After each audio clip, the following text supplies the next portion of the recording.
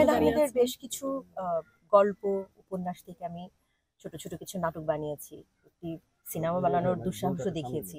কিন্তু এটাকে আমি লিগেসি মনে করি না। মানে হুমায়ূন আহমেদের একটা কাজ ওনার পরিবারের একজন করলেই সেটা লিগেসি হয়ে যাবে, সেটা আমি মনে করি না।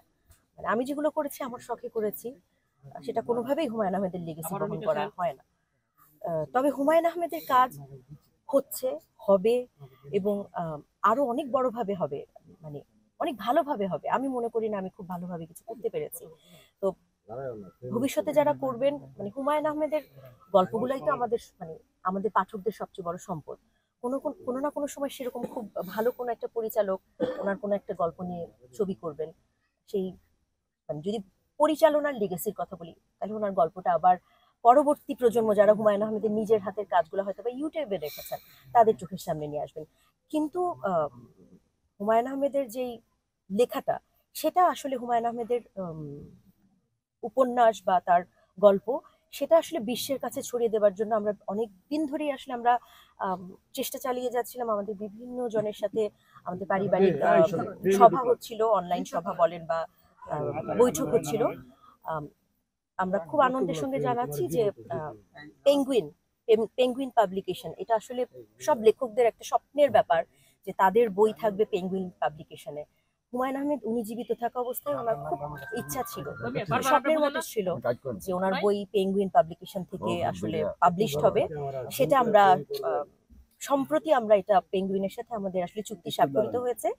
খুব শিগগিরই আমরা পেঙ্গুইন পাবলিকেশন থেকে হুমায়ূন আহমেদের বই প্রকাশ হতে দেখব। এরকম করে মানে অনুবাদ হচ্ছে বিভিন্ন ভাষায়, বিভিন্ন ভাষায় হুমায়ূন আহমেদের উপন্যাস অনুবাদ হওয়া, বিভিন্ন ভাষায় প্রকাশিত হওয়া, সেটা আমার কাছে বরং মনে হয় যে হুমায়ূন আহমেদের পরিচালনার লিগেসির চাইতে ওনার লেখার লিগেসিটা আসলে, মানে ওনার লেখাটাকে বিশ্বে ছড়িয়ে দেওয়া। আর যদি কখনো ওনার কোনো ওনার ওনার কোনো উত্তরসূরি যদি কখনো লেখেন, আমি মনে করি যে সেটা একটা খুবই মানে স্বপ্নের ব্যাপার হবে। আমি হুমায়ূন আহমেদের মৃত্যু বার্ষিকীতে নুহাশপল্লীতে তার স্ত্রী মেহরাফুজ শাওন এবং তার সন্তান, পাঠক, লেখক, ভক্তরা সকলের পথচারণায় মুখরিত হয়ে উঠেছে নুহাশপল্লীটি।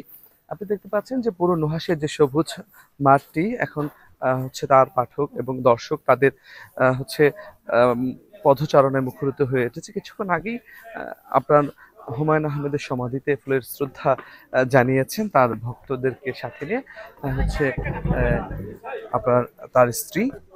আমরা আসলে পাঠকদের একটু কথা শুনতে চাই আসলে।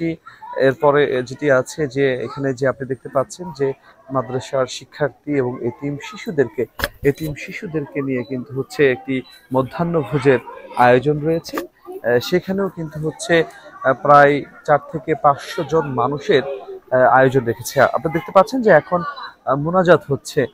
মোনাজাতে আপনার হুমায়ূন আহমেদের যে আপনার